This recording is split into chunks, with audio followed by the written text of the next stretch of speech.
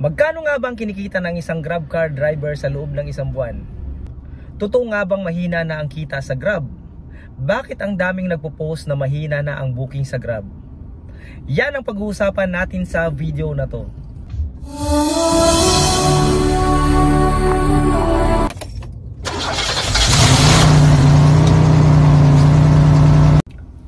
Hi guys! Ako nga pala si Battered Husband, ang inyong Grab car driver.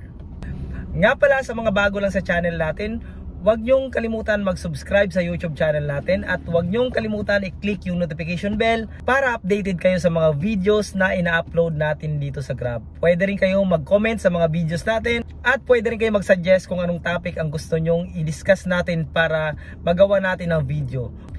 And huwag nyo rin pong kalimutan i-follow yung Facebook page natin na Battered Husband. Pwede rin kayong mag-comment sa videos natin doon at pwede rin kayong mag-message kung may mga katanungan kayo regarding sa Grab, dahil sinasagot natin yan pag nakikita natin at pag may oras tayo. Sa video na to, ipapakita ko sa inyo kung magkano ang kinikita ng isang Grab car driver sa loob ng isang buwan. Ang dami-dami kasing nagtatanong kung magkano nga ba ang kinikita ng isang Grab car driver sa loob ng isang buwan. At ang dami nagpo-post, ang dami nating nababasa sa mga FB page at mga Grab driver na sobrang hina na ng kita ng isang driver sa loob ng isang buwan. So ngayong araw ipapakita ko sa inyo ang kinita ko sa loob ng isang buwan sa buwan ng Oktubre 2023. Bago yan, explain ko lang sa inyo na syempre hindi ito ang standard na kita ng isang Grab car driver. Syempre hindi pare-pareho yan. So yung iba pwedeng mas maliit, and syempre yung iba pwedeng mas malaki ang kinikita nila kaysa sa akin. Explain ko lang sa inyo ang routine na ginagawa ko sa pag-grab araw-araw. So bali, minsan lumalabas tayo ng alas 5 ng madaling araw, and tuloy-tuloy yan, bumibiyahe tayo hanggang alas 9, alas 10, tapos umuwi tayo ng bahay. Yung bahay namin ay nasa Makati. So pag malayo ako, napadpad ako na sa ibang lugar. So pagdating ng alas 10, pag mahina na ang booking, nagsiset tayo ng my destination pauwi ng bahay. And yun nga, sa bahay doon tayo kumakain, natutulog tayo kasi dahil madaling araw tayo bumibiyahe. So medyo puya tayo. And minsan nagbabantay din tayo ng anak natin sa gabi. So hindi talaga tayo makatulog ng dire-diretso. Kaya pagdating ng alas 10 na mahina na ang booking, umuwi ako ng bahay. And lumalabas naman ako ulit ng 1 o'clock, minsan 2 o'clock ng hapon. And then tuloy-tuloy yan hanggang alas 4:30. So pagdating naman ng alas 4:30, hihinto naman tayo, uuwi naman tayo ng bahay dahil magsusundo naman tayo kay Mrs. dahil alas 5 naman yung uwi niya. So pagdating ng alas 5, so kung mahina pa rin ang kita ko, hindi ko pa na-meet yung target ko, kasi yung target ko sa isang araw kailangan maka 3,000 ako. So bumibiyahe pa tayo sa gabi. So minsan 1 oras, 2 oras sa gabi. Depende yan kung magkano pa yung hinahabol natin na kita para ma-meet ko yung quota ko na kailangan. Para syempre may kailangan nating maghulog sa sasakyan, and syempre panggas, at may maiuwi tayo sa ating pamilya. So bali yan yung routine ko araw-araw. Hindi naman pare-parehas yung labas ko. Minsan alas 7, minsan alas 8 din ng umaga na ako nakakalabas. Depende yan sa gising natin. So pag gising natin, lilinisan pa natin yung sasakyan, papainitin pa natin yung makina, saka pa lang tayo bibiyahe. Kaya minsan hindi talaga sakto alas 5 or sakto alas 6 tayo nakakabiyahe. Minsan 5:45 na, minsan 5:30, minsan 7. So maiintindihan yan ng mga driver, dahil hindi naman tayo nagsiset ng alarm sa paggising. Kasi syempre pagod din tayo sa kakabiyahe maghapon at nag-aalaga pa tayo sa anak natin. And syempre pag natulog tayo, tuloy-tuloy yan. So kung anong oras tayo magising, saka naman tayo bibiyahe. So yun nga, ito yung kinita ko sa loob ng isang buwan sa buwan ng October 2023. So yun na nga guys, punta lang tayo sa driver app. Yan, pindutin mo lang yan, driver app. So makikita nyo 5 star yung ratings ko. So punta lang tayo sa earnings. Yan. Yan, earnings. Yan. Tapos punta tayo dun sa booking. So hindi tayo bumiyahe ngayon. So punta tayo sa weekly. Yan.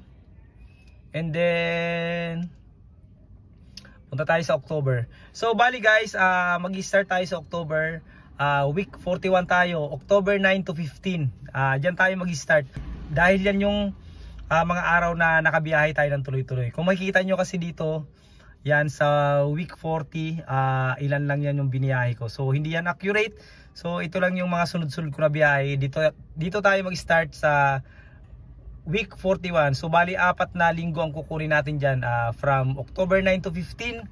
So kung makikita nyo, October 9 to 15 ang kinita ko, bali 16,014.84 pesos. So makikita nyo dyan, ito 76 jobs. So 76 yung nabiyahe natin sa loob ng isang linggo. Syempre hindi pa dyan kasama yung mga tip na cash na binibigay sa atin ng customer natin. And may mga incentives pa si Grab na binibigay. Sa umaga pag nakaapat tayong biyahe, mayroon tayong 150 pesos. And sa gabi naman pag nakaapat tayo, mayroon din tayong 190 pesos. So hindi pa kasama dyan. So may mga plus pa yan. Bali nga pala guys, yung 16,014 na yan, bali ano na yan, bawas na dyan yung 20% ni Grab. So yan, makikita nyo dyan Tuesday, ayan 2899. So hindi tayo maabot dyan sa quota. Tapos yan, sumunod na araw 3170, yan sumobra naman tayo. Pagkadating ng Thursday medyo malakas-lakas, 35, naka 35 tayo. Tapos yan 33, tapos yan 3,050. So hindi pare-pares yan guys.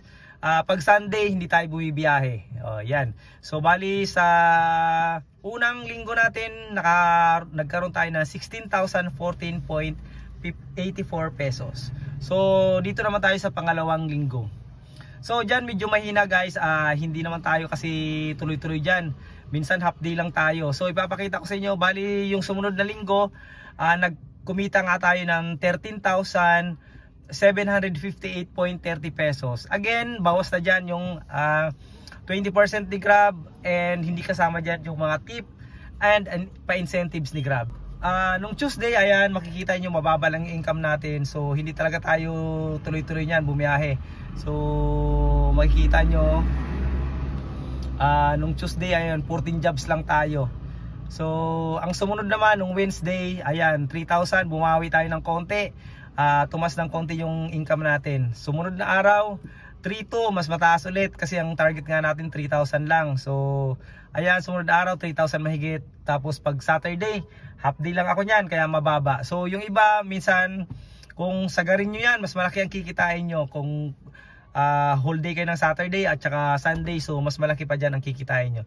So bali sa sumunod na linggo, ang kinita lang natin ay 13,758.30. And then proceed naman tayo bali sa pangatlong linggo ng October 2023. So dyan medyo malaki-laki ang kinita natin. Umabot tayo ng 15,092.51 pesos. So ipapakita natin nung Tuesday 2,900. So kulang pa ng 70 pesos sa target natin 3,000. So sumunod na araw 3,300, mas malaki. Sumunod na araw 3,200, sumunod 3,000, at Saturday naka 2,400 tayo. So 15,000 kinita natin. So medyo mataas-taas nung linggo na yan. So ito na from October 30 to November 5 yan. Kinuha na natin yung isang linggo ng November. So umabot naman ng 14,621.09. So yung Monday na yan, holiday yan. Isang biyahe lang tayo o dalawang biyahe lang tayo dyan.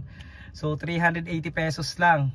And hindi tayo usually bumibiyahe pag Monday dahil coding tayo. So sumunod na araw, makita nyo naka 4,000 tayo. Sobrang laki. So guys, kayang-kaya kumita sa isang araw ng 4,000 to 5,000. Makikita nyo dyan, meron tayong 4,000, ang laki, di ba? Sumunod na araw, hindi masyado, 3,300. So malaki-laki na rin. Sumunod na araw, 1,900 lang, half day lang tayo dyan. Tapos nung Friday, ayan, 2,900. Tapos nung Saturday, ilang booking lang yan, half day lang yan. Tapos on Sunday, ayan, 2 o 3 booking lang tayo niyan pag Sunday. Kasi kumukuha lang tayo minsan ng pangkain pagdating ng Sunday. So pag wala tayong ginagawa. So usually nagpapahinga talaga tayo pag Sunday. So pag Monday naman, makikita nyo hindi tayo bumibiyahe dahil coding tayo. So bali guys, ito total natin kung magkano lahat ang kinita natin sa buwan ng October 2023. So bali yung unang linggo natin from October 9 to 15, kumita tayo ng 16,014.84. So sa sumunod naman na linggo, bali kumita tayo ng 13,758.30. So yan yung October 16 to October 22. So ang pangatlong linggo natin, kumita tayo ng 15,092.51. Yan naman ay para sa October 23 to October 29. So yung panghuling linggo natin, yung pang-apat na linggo, ay kumita tayo ng 14,621.09. Yan naman yung pang October 30 to November 5. So bali total ang kinita natin sa loob ng isang buwan ay kumita tayo ng 59,486.74 pesos. So again, dyan sa 59,000 na yan, bawas na dyan yung 20% na commission ni Grab. So ang ibabawas mo na lang dyan yung gas. So usually yung gas ko 1,000 per day, depende yan sa dami ng booking. So kung half day lang 500, kung minsan 200 lang doon sa mga maliliit na biyahe natin, minsan 50 pesos lang. Depende yan sa biyahe natin sa dami ng booking. So usually talaga ang gas ko ay 1,000 pesos buong maghapon na yan. So kumikita na ako dyan ng 3,000 to 3,500 maghapon sa 1,000 na gas natin. So minsan sobra-sobra pa yan, minsan may tira pa yan kinaumagahan. So pero siniset ko talaga ng 1,000 pesos yung ginagas ko buong maghapon. And syempre ibabawas mo pa dyan yung hulog na sasakyan mo. Sa akin kasi nagre-range yan ng 700 to 800 a day or per biyahe yung hulog natin sa ating sasakyan. Dahil ang hulog lang nito is 15,000. Actually less than 15,000 lang ang hulog ng ating sasakyan. Tapos Mirage naman to, mahina lang ito kumain ng gas. Yun nga, less than 1,000 lang tayo sa gas buong maghapon. And nga pala, Matic itong sasakyan ko, Mirage 2023 model Matic. Sa mga nagtatanong kung anong sasakyan natin, so yun, Mirage G4 2023 model automatic. So yun na nga guys, yun lahat ang kinita natin sa buong buwan ng October 2023. So kumita tayo ng less than 60,000. So actually kaya natin kumita hanggang 80,000 pesos.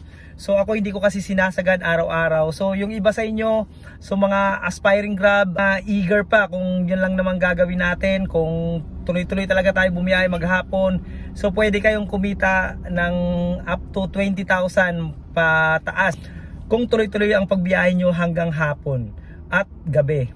Kasi nga tayo, yung diskarte natin, umuwi pa tayo ng bahay, minsan hindi talaga, kumbaga petics ang ginagawa natin araw-araw yan. So kasi nga naman minsan ang target ko lang talaga sa isang araw ay kumita ng 3,000 pesos.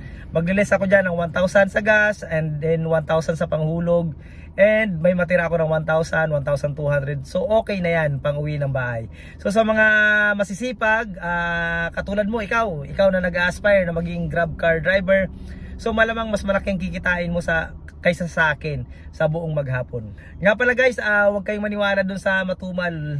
Matumal, mayroong matumal. So pero pag ikaw isang driver ka na, Grab car driver ka na, araw-araw ka na sa kalsada, alam mo na yung oras na matumal at saka alam mo yung oras na malakas. So pag matumal yung booking, yan naman yung time na kailangan natin magpahinga, mag-idlip-idlip tayo para pagdating ng oras naman na malakas, sagarin naman natin, biyahe tayo ng biyahe. Huwag kayong maniwala doon na mahina ang booking. Nasa sa tao yan. Ang booking meron at mayroong booking sa Grab.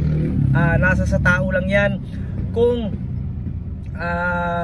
petics ka, hindi ka iikot, tatambay ka lang, so nasa diskarte ng isang driver yan. So mayroon talagang area syempre na matumal. Pero bakit ka naman mag-i-stay doon sa area? Kung wala kang booking, lipat ka doon sa maraming booking. Lipat ka ng Makati, lipat ka ng BGC, lipat ka ng Pasig. So nasa tamang diskarte yan. Pag driver ka, pag nag-grab ka na lagi, alam mo na kung saan kung paano ang diskarte at ano nga ba yung mga gagawin mo sa oras ng matumal. So syempre yung diskarte natin dyan, kunyari ngayong araw hindi tayo kumota. So bawiin natin yan sa susunod na araw. Hindi naman araw-araw matumal. Lagi yung tatandaan, hindi araw-araw matumal. Mayroong araw na malakas yung booking, tuloy-tuloy. So pag Sabado, Linggo, malakas ang booking, walang traffic, sagarin nyo na, kumita kayo ng 5,000, 6,000, 4,000 or 4,000. So hindi na masama. So kung 2 araw, maka 10,000 ka na. So malaki na yan. So yung weekdays mo, kunti na lang hahabulin mo, kayang-kaya kumita ng 20,000 a week dito sa pag-grab. Basta masipag ka lang. So, yun lang. Sana nakatulong yung video natin. Sana doon sa mga gustong pumasok sa Grab. So, kailangan lang natin sipagan sa mga driver dyan. Kailangan natin magsipag. Huwag tayong reklamo ng reklamo. Kahit saan, sa kumpanya po, ganun.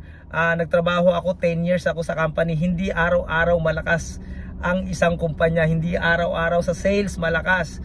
So kailangan ng diskarte, kailangan mo ng sipag, kailangan mo ng tiyaga, and kailangan mo ng pasensya. Lalo na sa atin sa daan, kailangan natin pasensya. Lagi tayong mag-iingat sa ating mga biyahe. Huwag natin pairalin yung init ng ulo lagi, araw-araw. Maraming pwede magpainit sa atin sa ulo natin sa kalsada, pero wag natin papatulan dahil dito nakasalalay yung hanap buhay natin. Maabala tayo pag pinatulan natin, pag nasagi tayo, pag nakasagi tayo, maabala tayo sa biyahe. Ito yung hanap buhay natin, gawin natin parang nag-oopisina tayo. Kailangan may disiplina tayo, araw-araw tayo pumasok, araw-araw natin sipagan. May awa yung Panginoon, pasasaan at pasasaan din, at makakaraos din tayo araw-araw. Kikita at kikita tayo, huwag tayong mawalan ng pag-asa. Doon naman sa gustong apply, nagtatanong kung may slot. Sa ngayon wala pang slot, mag-antay-antay lang po tayo. Next year, mga January, mag-antay-antay tayo at lalabas at magkakaroon ng slot yan. Huwag kayong mawalan ng pag-asa. Laging mayroong slot, laging may nawawalang slot, at laging nagkakaroon ng slot. So lahat yan, makakapasok kayo. Tamang diskarte lang, tamang pag-aantay lang, tamang tiyaga lang dito sa Grab. Para makapasok ka, kailangan mong magtiyaga, kailangan mong pumila, kailangan mong mag-antay para makapasok ka. Pag nakapasok ka naman, enjoy mo lang kita mo, enjoy mo lang yung pagdadrive mo araw-araw. Huwag kang magpa-apekto sa mga problema sa kalsada, sa pamilya o sa buhay. So enjoy lang natin araw-araw, kahit saan ka man, kung kahit anong trabaho man, enjoy lang natin. Someday makakaraos din tayo. Kunting tiyaga at saka kunting tiis lang sa buhay. Yun lang, maraming salamat sa inyong panonood. Sana nakatulong yung video ko, sana na-inspire din kayo sa video natin. So asahan nyo, gagawa pa tayo ng maraming video regarding dito sa Grab. Nga pala, sa mga hindi pa nakasubscribe, huwag nyong kalimutan i-subscribe yung channel natin at i-click nyo yung notification bell para updated kayo sa mga videos na ina-upload natin. And nga pala, meron din tayong Facebook page na Battered Husband. Huwag nyong kalimutan i-follow, at pwede rin kayo mag-message doon sa mga katanungan nyo at sinasagot natin pag mayroon tayong oras at nababasa natin. Maraming salamat po sa inyong panonood. Again, ito si Battered Husband, ang inyong Grab car driver.